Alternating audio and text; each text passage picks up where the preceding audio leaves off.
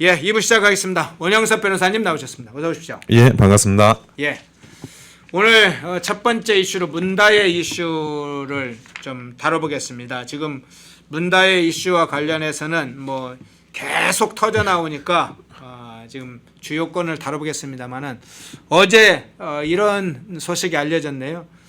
전주지검에서 문다혜 측에다가 1일 날, 그러니까 내일이죠. 내일 출두하라 이렇게 소환 통보를 했다는 소식이 알려졌어요.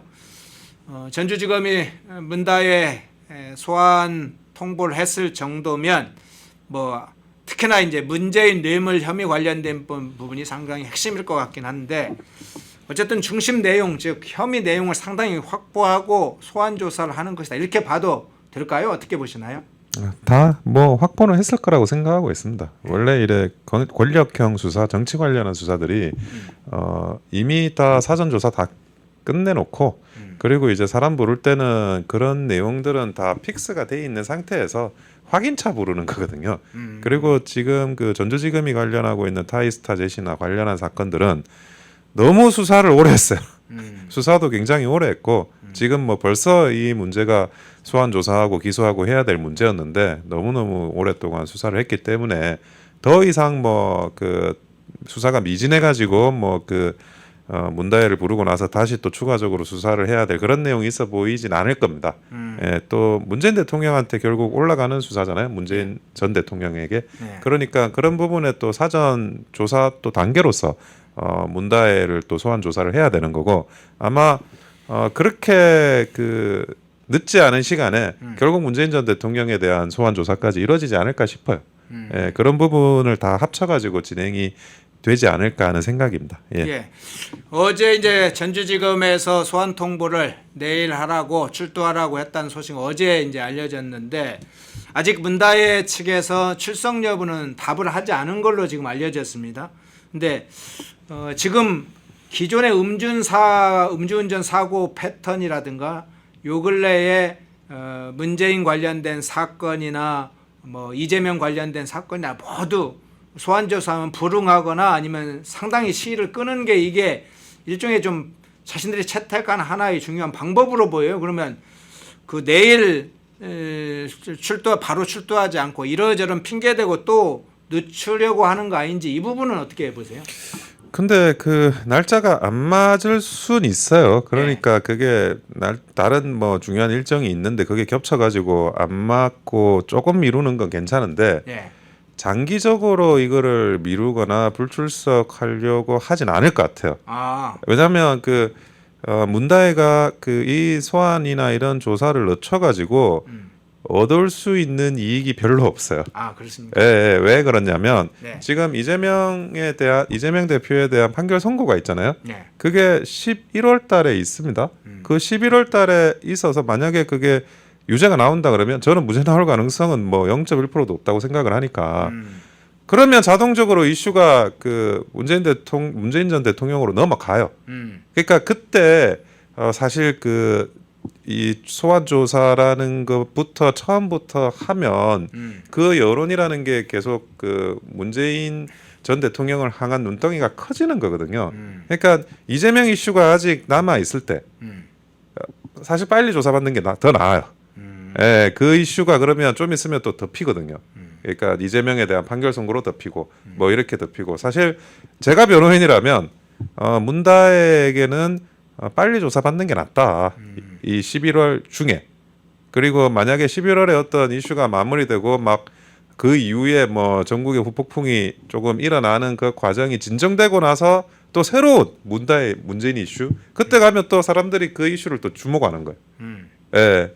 그래서 뭐 소환을 늦춰서 발생을 시킬 수 있는 이익이 별로 없어요. 그리고 불출석을 뭐 몇 번 하다 보면 또 영장이 발부될 가능성도 있고. 아, 체포영장에. 예. 그러니까 그 우려도 있기 때문에 너무 늦출 수는 없고 뭐 네. 한두 번 정도는 그러면 늦출 가능성도 있다고 보시나요? 네, 한두 번 정도야 뭐 일정 문제나 네. 아니면 그 변호인하고 전략 협의 문제나 뭐 이런 여러 가지 입장 때문에는 늦출 수는 있는 것 같은데, 네. 그런데 뭐 이거를 뭐 한 달, 두 달 이렇게 장기적으로 늦출 것 같진 않아요. 본인이 이익이 없어요, 별로.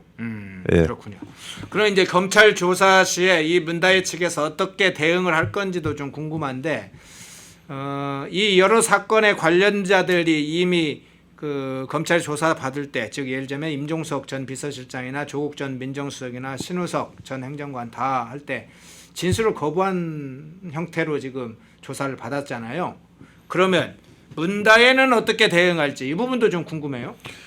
사실은 진술 거부권을 하려고 생각하고 있을 겁니다. 묵비권이라고 하죠. 포괄적 진술 거부권을 하려고 생각은 하고 있을 거예요. 그거를 묵비권을 행사할 거라고 검찰도 예상하고 있을 거예요. 그걸 가정해서 이제 대응을 하겠군요. 예. 그래도 질문을 안 할 수는 없고 다 이제 질문을 해가지고 거기에 대해서 어떤 반응을 답변을 하는지도 듣는 게 그게 또 다른 수사 자료로 그 공판의 자료로 쓰일 수 있기 때문에 질문은 다 하되 묵비권을 행사할 거라고 보여지는데 문제는 그 묵비권을 어떻게 하면 파쇄할 수 있는 검찰의 전략이 있느냐. 그거는 아마 공개되지 않아 있을 거예요 현재까지. 예. 왜냐하면 그 자료를 없어서 공개 못했을 수도 있겠지만 있더라도 지금 시점에 공개할 수는 없거든요. 그러면 그 범죄자한테 그 검찰이 수사와 관련한 전략을 노출시키는 거기 때문에 저는 뭐 문다혜가 묵비권을 행사할 거라는 건 정해진 전략인데 검찰이 가지고 있는 그 묵비권을 깨는 전략은 어떤 전략일까? 여기에 대해서 좀 주목하고 있습니다.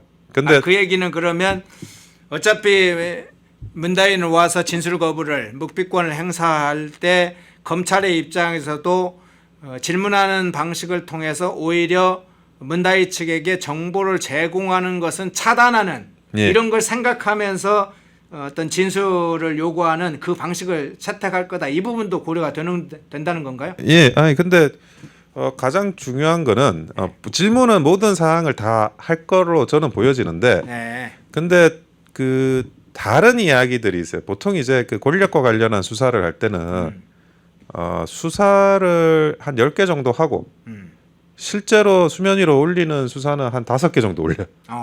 그럼 숨어 있는 5개가 있는 거예요. 예. 그 숨어 있는 5개가 터질까봐 수면 위로 올라간 5개를 인정하게 돼요. 이런 식으로 뭐 수사를 하거든요. 물론 이제 숨어 있는 5개는 여러 가지로 조금 그 수면 위에 올리기에는 조금 부족한 거일 수도 있어요. 하지만 그게 검찰이 부족하다라고 생각하는 것조차도 상태는 알 수가 없잖아요. 그러니까 원래 이제 우리가 그 수사를 할 때 다른 게 있다 보니까 이걸 막기 위해서 이 지금 추적하고 있는 이 수사에 대해서 자백을 하게 되는 거거든요.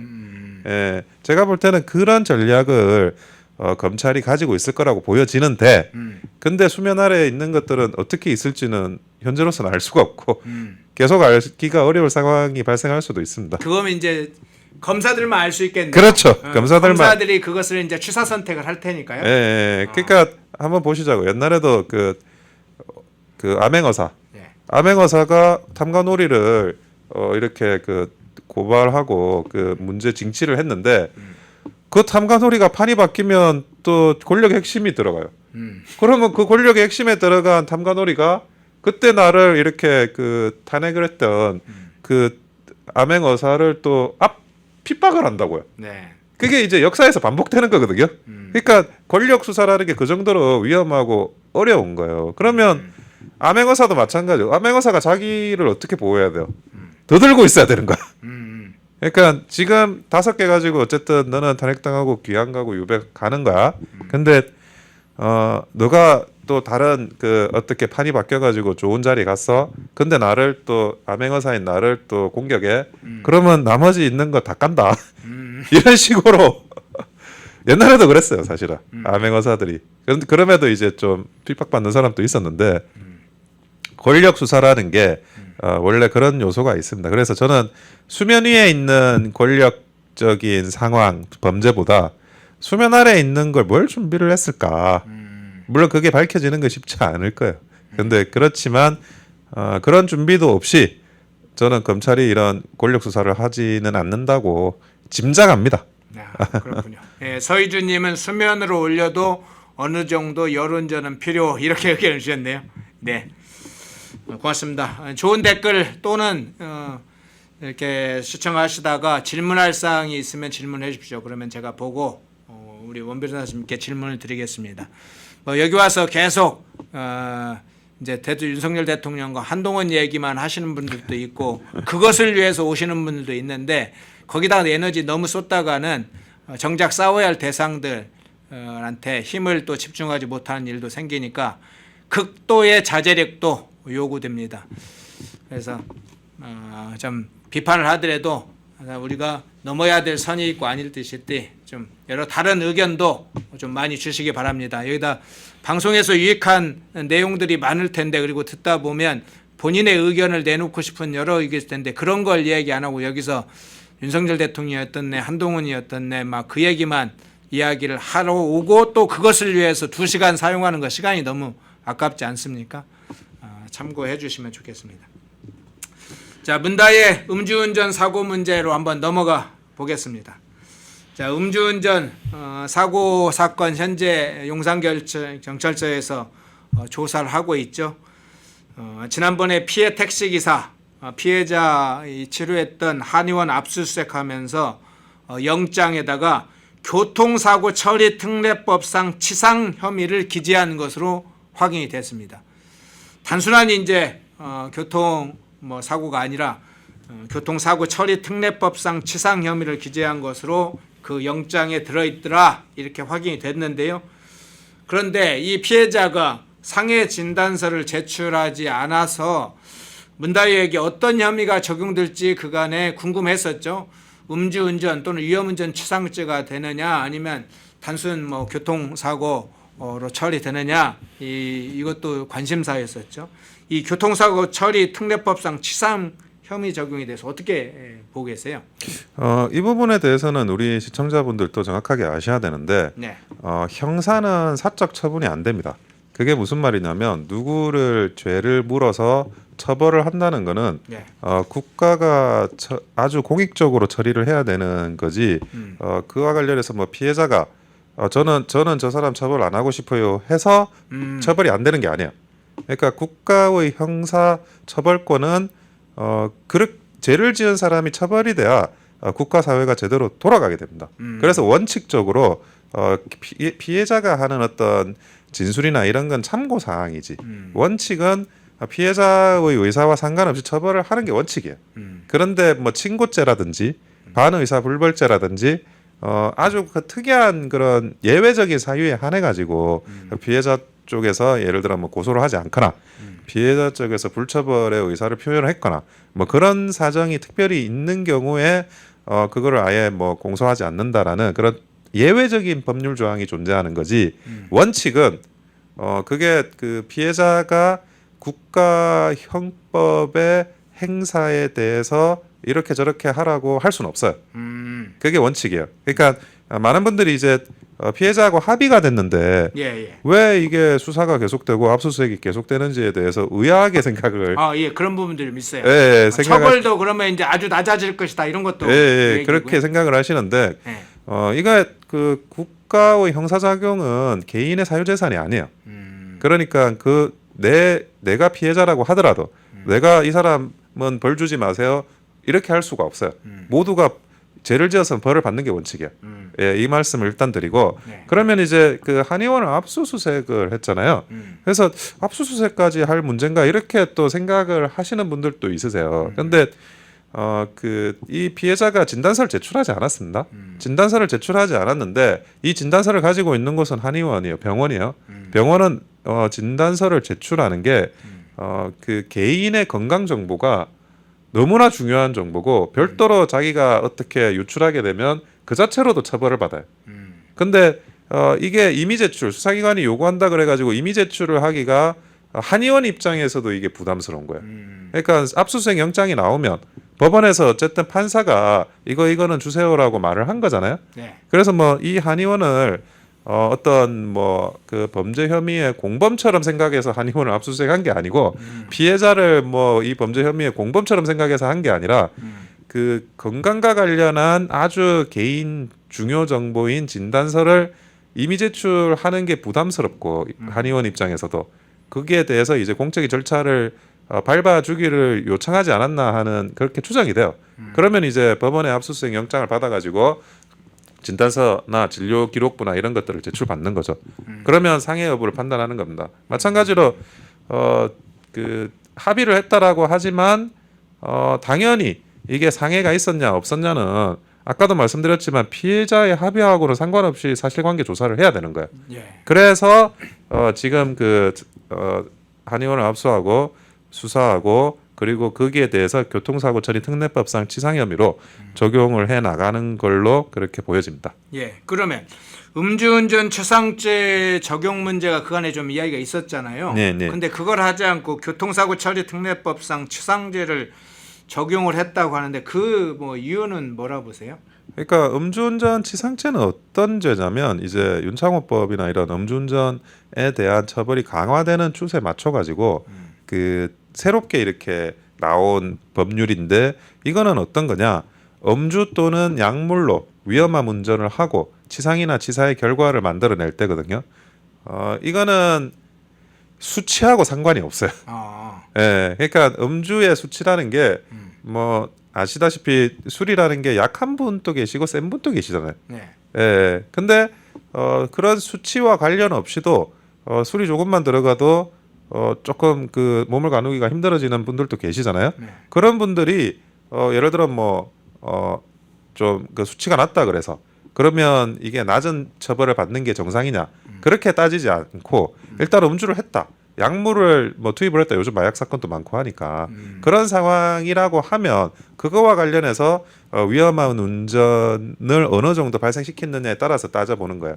근데 이게 뭐 음주운전 치상죄가 비교적 형이 높긴 한데 그거는 이게 영역이 굉장히 상한가 상한의 영역이 꽤 넓은 편이에요. 넓어요. 예, 음주운전 치상 같은 경우에는 이제 1년 이상 15년 이하의 징역 그리고 1,000만 원 이상 3천만 원 이하 뭐 벌금 이렇게 나오거든요. 근데 일단은 그 음주운전 치상을 굳이 뭐 하지 않아도 요즘에 이제 도로교통법 위반이라든지 뭐 교통법 위반이라든지 이런 그 위반죄를 적용한다 그래서 실제로 부여될 형이 뭐 낮아지거나 그렇게 되지는 않습니다.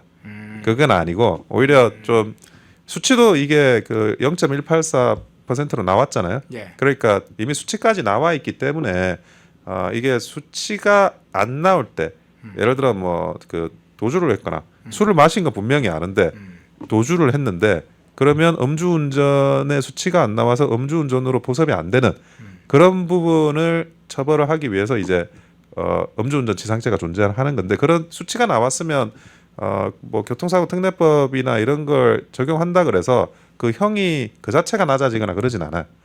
예, 뭐지 구형이라든지 뭐 그런 것들이 그래서 이 부분은 법 적용의 그 재량 문제 수사기관의 재량 문제로 판단을 하시면 될 것 같습니다. 예. 그러면 이제 가정법입니다만은 지금 앞서 말씀한 것처럼 이제 교통사고 처리 특례법 치상과 음주운전 치상은 이제 어쨌든 재법 유죄가 확정될 게 형량이 좀 다른데 예, 예. 어쨌든 다른 현실에서 경찰이 이 교통사고 특례법 치상죄를 적용해서 기소 의견을 낼 경우에요. 예. 내고 검찰이 봤을 때 이거 법 적용이 조금 적절한가 이렇게 의구심하고 이것보다는 다른 법 적용 예를 들면 음주운전 치상죄가 더 적절할 것 같다 이렇게 생각할 경우에 검찰이 다시 수사지휘권을 발동하나요? 어떻게 되나? 어떤 방식으로 다시 이루어집니까? 수사지휘권을 발동할 수도 있고요. 예. 그게 아니라 제가 볼 때는 사실관계에 대한 조사는 경찰에서 거의 끝나고 네. 여기에 대해서 뭐 특별히 더 조사해야 될 게 없이 순수하게 법 적용만 달리할 문제라고 판단이 되면 검찰이 그냥 직권으로 법 적용을 바꿉니다. 예, 그러니까 우리가 뭐 검경 수사권이 분리가 됐다 그래가지고 많은 분들이 또 오해를 하실 수가 있는데 적용 법조를 기소할 때 적용하는 거는 아주 고유한 그 검찰의 권한입니다. 그거는 이제 공소권의 문제예요. 예. 수사권의 문제가 아니고 예. 수사권은 이제 분리가 됐지만 공소권은 검찰이 가지고 있고 공소권의 핵심이 적용 법조가 뭐냐? 어떤 법에 이 사람이 처벌받아야 되느냐? 이게 공소권의 핵심이거든요. 그거는 전적으로 이제 검찰이 권한을 가지고 진행을 하는 영역입니다. 예. 수사권의 영역 문제는 뭐 경찰이 1차 수사를 하지만 공소권 어떤 법정을 할 문제는 그냥 검찰이 알아서 최종적으로 판단해서 기소에 법 적용을 하는군요. 네, 그렇습니다. 예. 예. 그 부분 정리가 좀 되네요. 자, 문다일 씨의 오피스텔 불법 숙박업 문제도 좀 잠깐 다뤄보겠습니다. 현재 이 불법 숙박업에 대해서 수사가 한창 진행 중인데요. 그런데 채널A가 취재를 계속해왔죠. 취재를 한 결과 27일과 28일, 그러면 오늘 30일이니까 불과 3일 전, 4일 전, 이미 사건은 불법 숙박업자는 한참 일주일 전, 열흘 전으로 이렇게 돌아가는데, 그래서 수사가 진행 중인데 27, 28일에도 투숙객들이 있었다는 것이 채널A 보도로 확인이 됐습니다. 현장에 가니까 투숙객들이 나오는 장면들을 보고 인터뷰도 하고 이제 그랬던 거죠. 지난 22일에도 투숙객이 있었죠. 그래서 당시에 채널A 취재진이 물어봤죠. 당신들 어떻게 해서 여기 왔냐? 그러니까 이 취재진에게 투숙객이 사촌 동생 집에 왔다 이렇게 답을 했었죠. 그래서 좀 이상해서 다시 이제 취재진에 물어봤죠. 제 차 진짜 그러냐? 그러니까 결과적으로 투숙객이 실토했죠. 공유 숙박 애플리케이션으로 오피스텔을 빌려서 왔다. 사촌 집에 온 게 아니고 이렇게 털어놓은 바 있는데, 문다인은 지금 이 불법 숙박업 이거 관련해서 수사가 진행 중인데도 영업은 계속 하고 있었네요. 아니, 문다혜는 숙박업의 진심인 것 같아요. 그래요? 본인이 천직이라고 생각을 하는 것 같은데. 돈 버는데 진심이에요? 예, 그러니까 뭐 나중에 이 상황이 언젠가는 또 뭐 처벌을 받든 어떤 식으로든지 지나갈 거 아니야? 네. 그게 뭐 형기를 살고 나올 수도 있고 뭐 벌금을 받을 수도 있고, 그리고 나서도 본인은 숙박업을 해야 되는 거예요. 자기가 이 숙박회사와 지켜야 될 이런 신용관계, 법은 안 지켜도 숙박과 관련한 그런 어떤 계약, 그리고 이게 그 에어텔 시스템에서 연동이 돼 있잖아요. 네. 거기와 관련해서 지켜야 될 그 신용은 에어비앤비에 말씀하시는 거예요? 네. 그거는 지켜야 되는 거예요. 그러니까 자기가 이게 끝나더라도 계속 숙박업으로 평생 먹고 살 수 있으니까. 그래서 제가 볼 때는 숙박업은 진심이다. 그래서 야, 수사 중인데도 그거 불법업을 계속 한다는 것도 보통 강단이 아니면, 강단이 아니라 이건 강단의 문제가 아니에요. 강단이 아니라 그냥 자기 생존인가요? 자기 생존인 거예요. 아니 결국 뭐 아버지가 뭐 감옥 가든 아니면 뭐가 어떻게 되든 나는 먹고 살아야 되는데 나는 뭐 먹고 사냐 이거예요. 내가 할 줄 아는 건 숙박업밖에 없는데. 네. 그러면 그리고 숙박업에 지금 그 슈퍼 호스트인가? 네. 그거 흘렀잖아요. 네. 그러니까 슈퍼 호스트는 뭐냐? 숙박업에 재능이 있는 것 같아요. 이번에. 자기가 이게 재능이 새로운 재능을 찾았는데 네. 물론 제 재능이 하나 더 있죠. 그 책 표지 디자인. 그러면 2억씩 받고요. 예, 그것도 디자인. 근데 저는 책 표지 디자인은 제가 못 믿겠어요. 네. 근데 숙박업은 잘하는 건 믿겠어요. 그래서 슈퍼호스트까지 됐다고 하니 본인이 이제 그 앞으로도 이제 그 숙박업을 해 나가야 되는 입장에서는 그 신용은 지키겠다. 법은 안 지켜도 이런 생각으로 하고 있는 것 같습니다. 네. 근데 이제 그 지나가는 얘기입니다. 문재인의 운명 이런 책들 표지 있잖아요. 예. 제가 출판사를 해본 입장에서 뭐 그렇게 잘 만든 표지는 아니에요. 그냥 중급 정도. 예. 그 뭐 한 300만 원 정도, 한 200만 원 정도 되면 그런 정도의 수준은 다 나옵니다. 웬만한 디자이너들이 다 하는. 문재인의 운명 표지 별로 수준이 아니다는 것도 제가 진실 고백을 합니다. 자, 문다일 씨의 마지막으로 문다일 씨 문제는 이 문제 한번 마지막으로 여쭤볼게요.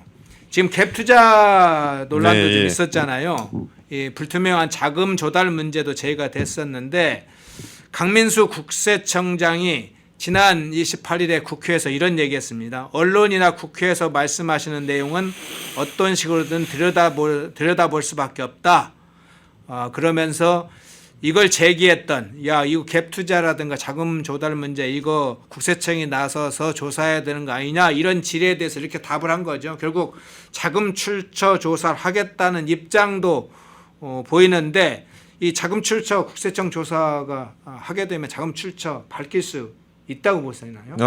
근데 이게 좀 이런 쪽으로 생각을 해야 되는데요. 이게 조세 포탈도 형사로 처벌받긴 해요. 네네. 근데 이게 비자금 문제로 흘러가는 것까지 조사를 하는 거는 검찰에서 하는 거고요. 아, 영역이 좀 있는 거죠. 예, 다른 영역이에요. 그러니까 네. 국세청에서 하는 거는 자금 출처가 없는 자금이다. 여기까지 밝히는 거예요. 아, 근데 그 출처가 어디다, 저수지가 어딘데 어디에서 근원이 어디지까지 까지 밝히는 거는 검찰이 하는 거고 네. 국세청이 하는 거는 이 자금은 출처가 불분명한, 출처가 밝혀지지 않은 자금이다까지는 국세청이 할 수 있어요. 예, 이게 조금 다른 차원이에요. 그러니까 탈세라는 게 이 부분과 관련해서는 제가 제 유튜브 한번 말씀드려야 될 것 같은데 네, 예, 아, 제가 얘기해주죠. 건설부동산 법률과 관련한 유튜브를 하고 있습니다. 원영섭 TV라고. 원영섭 TV. 예, 좀 좋아요와 구독 많이 좀 요청드리겠습니다. 원영섭 TV 많이 봐주시기 바랍니다. 예, 좋아요, 구독도 많이 눌러주시기 예, 바랍니다. 거기서도 한번 다룬 문제인데 네. 부동산을 살 때 자금이 많이 필요하잖아요. 네. 그러니까 많이 필요하는데 당연히 국세청은 저 어딘가에서 증여를 받았는데도 그 증여에 대한 그 내역을 안 밝히면서 증여세를 탈루하는 거를 방지를 해야 되잖아요. 그래서 그 자금 출처 조사를 원칙적으로 할 수 있어요. 원칙적으로 할 수 있는데 이게 그 출처를 밝혀야 되는 금액은 부동산 매입 자금의 80%입니다. 그러니까 80%만 밝히면 20%는 출처가 불분명해도 전체를 이제 증여받았다고 보진 않는 거예요. 네. 근데 그 자금의 출처라는 게 물리적으로 밝히는 게 약간 이제 뭐 정확하게 완벽하게 될 수는 없거든요. 네. 그래서 그 부동산 매매 자금의 20% 이하 또는 그리고 2억 원 이하까지는 자금 출처를 안 밝혀도 돼요. 그래서 그럼 나머지 80%는 밝혀야 되죠. 근데 80%를 밝혀야 되는데 많은 분들이 이제 그 자금 출처를 밝히는 수단으로 제일 많이 쓰는 게 대출을 받는 거예요. 그래서 일부러 돈이 있어도 대출을 받는 거예요. 아, 그렇군요. 예, 돈이 있어도 내가 이거는 은행에서 빌렸어요. 한 60% 은행에서 빌렸어요. 그래버리면 전체 부동산 자금 중에 60%는 은행에서 빌렸으니까 자금 출처가 만들어졌고 20%는 안 밝혀도 되니까 안 밝혀도 되고 나머지 20%잖아요. 그러면 20%만 자금 출처를 밝히면 증여세를 전체에 대한 증여세를 물지 않는다는 거예요. 그리고 이거는 이제 20%는 자금 출처를 안 밝혀도 된다는 건데 이거를 또 많은 분들이 오해하고 계신 분들이 있으세요. 뭐냐? 내가 부동산을 증여받는데 그 부동산 그 과세 표준, 그 부동산 매매 가액의 80%만 증여세를 부담한다. 이렇게 또 오해하고 계시는 분들이 있는데 그게 아니고 네. 증여를 받았다는 게 명확하면 그 전체 금액에 대해서 증여세를 부과하는 게 맞아요. 다만 이제 그 자금 출처와 관련한 조사는 20% 정도는 안 밝혀도 전체를 증여로 안 본다라는 그런 이제 예외 사항이 있는 거에 불과한 겁니다. 그래서 원래 국세청이 할 수 있어요. 그래서 국세청은 당연히 지금 뭐 그 문다혜가 돈이 없어가지고 부모한테 생활비도 보조받고 청와대 가가지고 관저 살기까지 했는데 무슨 오피스텔 살 돈이 어딨나 하는 거예요. 네. 그래서 그런 부분을 조사하는 건 국세청의 당연한 직무고 그게 뭐 다른 어떤 그 뭐 탄압이라든지 그런 개념이 아니에요. 당연히 해야 되는 걸 하는 거예요. 예, 네. 이상입니다. 소라나님, 원영섭 TV 구독자입니다. 소라나님 구독자라고. 아유 감사드립니다. 소라나님 고맙습니다. 예. 예, 서희준님 국세청이 벌써 조사를 했어야지 이렇게 의견을 주셨고요. 그리고 이제 다른 몇 분의 의견이 있는데 좀 지나가서 제가 지금 읽지를 못했네요. 좀 좋은 의견들이 있었는데 위로 올라가서 제가 보지 못했습니다. 예, 문다혜 씨 관련된 소환 조사 통보 내용, 갭 투자, 불법 영업을 계속하고 있더라. 이 소식이 좀 알려지면서 그 문제 먼저 다뤄봤고요. 인터넷 검색창에 펜앤마켓을 검색해 주세요. 펜앤마켓은 펜앤드마이크 구독자분들을 위한 종합 쇼핑몰로 좋은 상품으로 온라인 최저가를 목표로 하는 마켓입니다. 많은 관심과 사랑 부탁드립니다.